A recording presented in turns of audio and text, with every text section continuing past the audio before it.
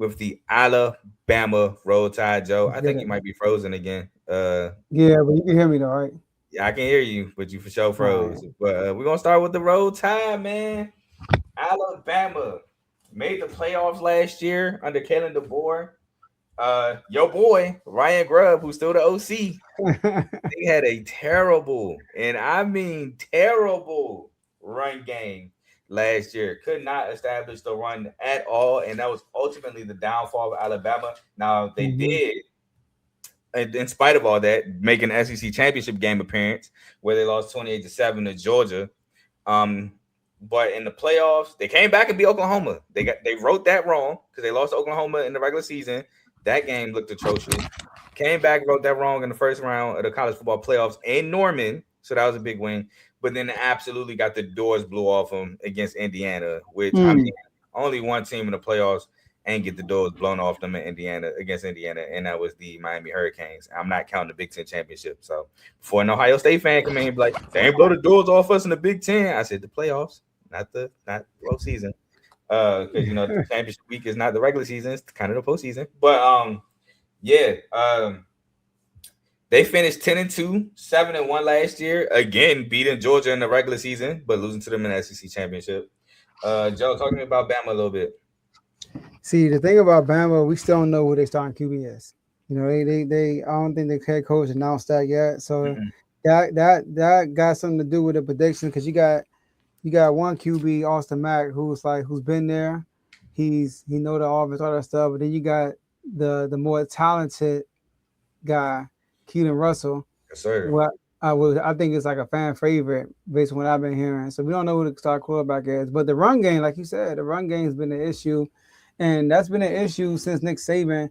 You go back to all the Nick Saban days. They had a great running game, and last year they were just a 100 yards per game type running team. When they usually go over 200 a game when they're winning.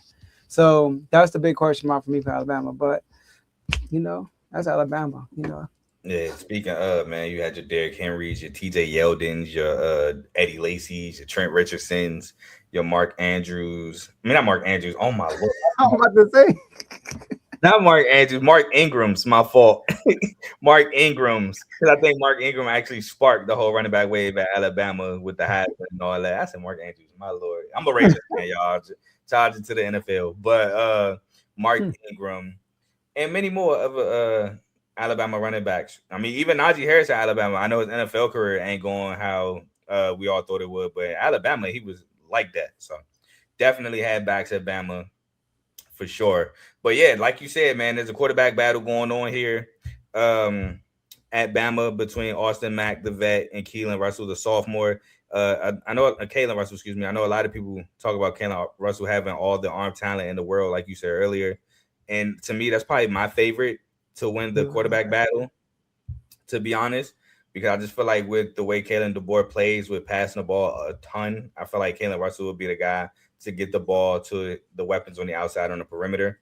So I believe Kalen Russell is going to win that battle. But we got to talk about players returning to the Alabama Crimson Tide, and none other than a guy who needs to get it together this year because last year he was in his own head a ton, I would say.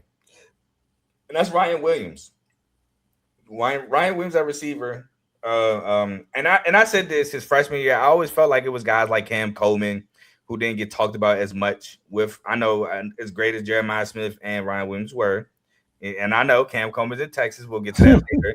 But I've always said that Nick Marsh is another guy. Was said he's gone, but another freshman I talked about for sure. And then Ryan Williams with the disappointing year last year. 49 catches, 689 yards, and 4 touchdowns with a ton of drops. So definitely need to shake back his junior season. But they returned, like I said, 7 starters, 3 on offense, 2 of them being O linemen, and then 4 on defense. The defensive starters returning are Keon Saab at safety, which I ain't gonna lie, I was surprised he's still there. He's been there for a minute, and he was at Michigan before Alabama. But Keon Saab with 52 total tackles, 28 solos, a sack, 3 pass breakups, and a pick. Bray Hubbard, a defensive back with 74 total tackles, 47 solos, 2 sacks, 8 pass breakups, 4 picks, and 3 forced fumbles. Jonze Pierre, a linebacker with 52 total tackles, 39 solos, 8 sacks, a pass breakup, and 3 forced fumbles. And Xavier Brown, a defensive back with 39 total tackles, 26 solos, 5 pass breakups, 2 picks, 2 pick sixes. So both picks were pick sixes, and a forced fumble. Now they lost a lot, as like I said earlier. They lost Ty Simpson, who surprisingly won the first round to the Rams. Quarterback with 305 of 473, 64.5% completion percentage, 3,556 yards. 3,567 yards, excuse me, 28 touchdowns and 5 picks. Jam Miller, a running back who went to the Patriots, 130 carries, 504 yards, 3.9 carry, and 3 touchdowns. Jeremy Bernard, who went to the Ops, the Steelers, a receiver with 64 catches, 862 yards, and touchdowns. He also had 101 rushing yards and 2 rushing touchdowns as well. Isaiah Horton, who went to Texas A&M, who we'll talk about later, a receiver with 42 catches, 511 yards, and 8 touchdowns. Josh Cuevas, a tight end who went to the Ravens, who had 37 catches, 411 yards, and 4 touchdowns. Deontay Lawson, a linebacker to the Eagles, 80 total tackles, 45 solos, a sack and a half, 4 pass breakups, 2 forced fumbles, and 2 fumble recoveries. Justin Jefferson, a linebacker to the Browns, 79 total tackles, 48 solos, 3 sacks, 5 pass breakups, a pick, and a forced fumble.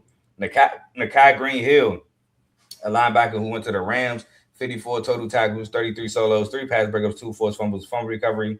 LT Overton, an edge rusher on the Cowboys, 40 total tackles, 25 solos, 4 sacks, and a pass breakup. Damani Jackson, a cornerback who went to the Packers, 38 total tackles, 26 solos, and a pass breakup. James Smith, a D tackle who went to Ohio State with 26 total tackles, 16 solos, 2.5 sacks, and a pass defended.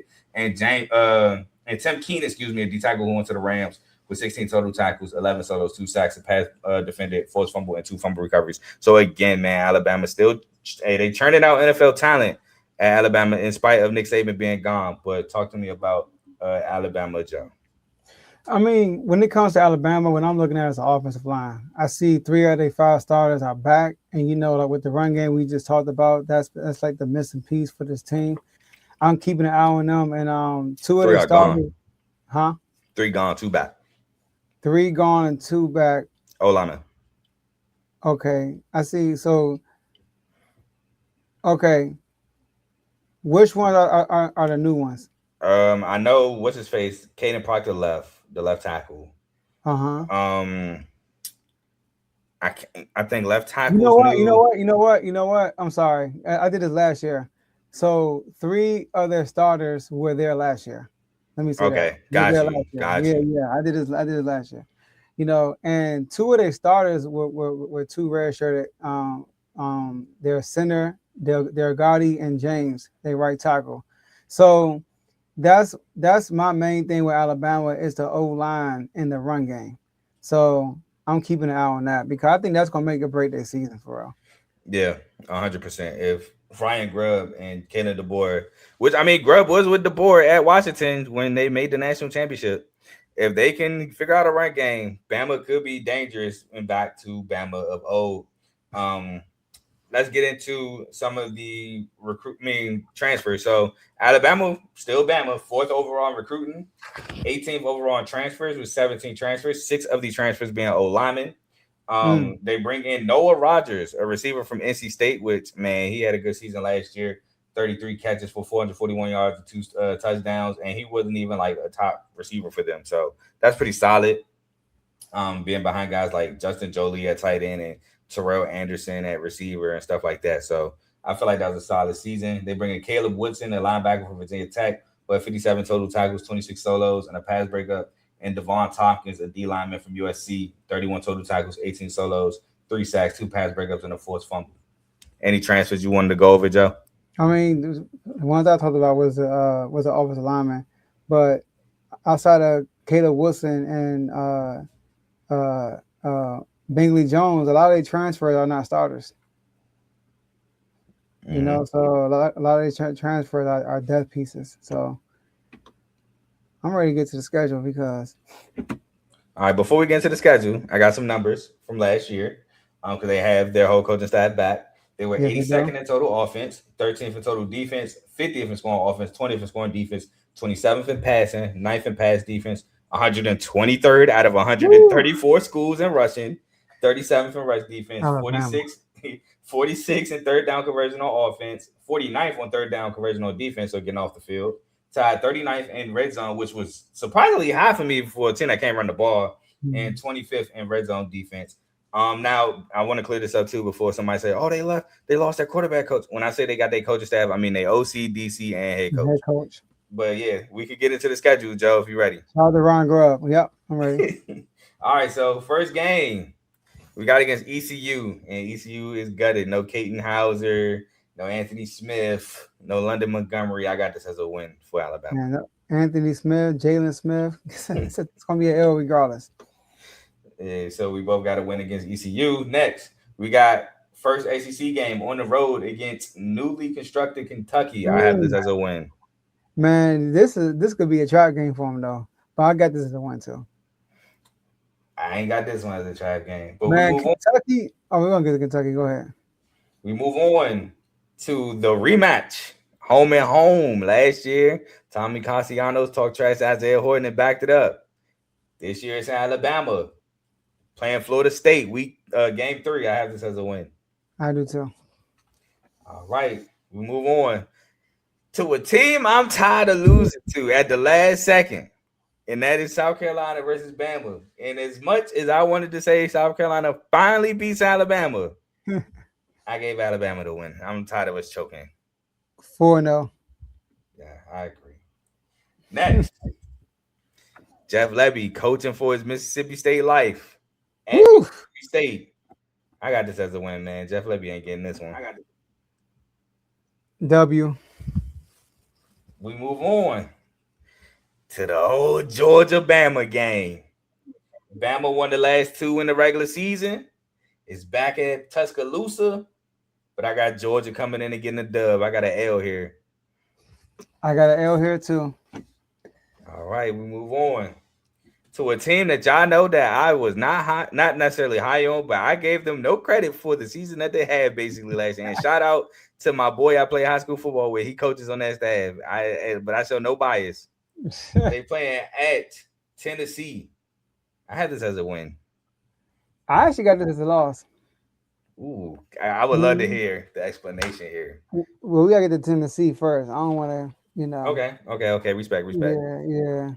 I'll say this. I got this as a win because I feel like by the way, Tennessee does have also a hot shot quarterback. I won't say no name because of the Tennessee segment. But I just feel like I can't until I see Tennessee have a good win. Because I don't even know if I've seen Tennessee had a good win in the past 2 seasons. To be honest, like I might be missing something from 2 years ago with Nico, and if I do, charge it to my head. But I know for sure last year I ain't seen no good win, so I'm gonna go with Bama here. But we can move on. Oh, go ahead, my fault. Go ahead. I gotta say, because Tennessee had a good offense. Their issue was the defense, and they fired their DC. So they got a new DC, and they was missing a starting corner for the whole year. Oh yeah, exactly. I mean, who got? Jamal McCoy. Of course, yeah. Who's actually in the NFL? Actually played. I think he played in the preseason games like that. I didn't watch the Raiders game, so I don't know if he did or didn't. Yeah, I think he did. He played in preseason game. Shout out to him. First game back in a while. But and then also, doing these predictions from last year, you automatically I'm gonna just pick on the one. They're a better team. It's, like that don't always work though. No, that's true. Like the way I got Bama, I got them losing to Georgia. I got them going on a 2-game losing streak. So I got them losing to Tennessee. Yeah, I got to win, but that is true. I didn't think it strictly off last year. It's just I just got to see Josh Heupel and them win me a big game. But we'll move on to Texas A&M, but not at Cal Field. This is Tuscaloosa. I got to win here. I don't want to say too much, but I got to win here. I got to win here too. All right, we'll move on to the Lane Train at LSU in Death Valley. I got a loss. I do too. I got a loss, man. I got a loss. I'm sorry. LSU was busy this offseason. For sure. And next, we got back-to-back road games this time in Nashville against Vanderbilt. Is it Clark Lee? Is it Diego Pavia? I'm going to say this game, it was because of Diego Pavia. I got to win here against Vandy. All right. Well, we ain't going to spend too much time on this next one. Last non-con, Bama about to schedule some BS, and it is Chattanooga. I got to win here. I got to win too. And we move on to the Iron Bowl, which I'm not gonna lie, the last couple Iron Bowls have been close. Like Bama, remember Jalen Milroe had to go on 4th and goal, 29 yards out, had to throw up a prayer, and they came down with it to win. Then last year was super close. Bama couldn't really score. Auburn defense was really giving them the business. So that Iron Bowl, no matter how good, how bad each team is, even I go back to when Bryce Young was there and TJ Finley was at Auburn. They went to like double overtime or something like that. That was like a couple years back. That game shouldn't have been that close. But with all that being said, I got Bama taking a dub, even though we'll talk about Auburn in 2 teams. I do like Auburn. But you like Auburn? Okay. But I like Alabama to win this game. I got Alabama too. All right. So that leaves me with my final record of 10-2, 7-2, taking the over 8.5 win total for the Alabama Crimson Tide. 9-3, 6-3, taking the over also. Yep, we split. With the only difference we have here is the Tennessee game, which if they do it, man. But we can move on. It should prove you wrong, gang. It's a pretty much. Show me something, and then well, we'll talk again. We'll talk about it, but something big is happening at Tennessee that we'll talk about. But we'll move on.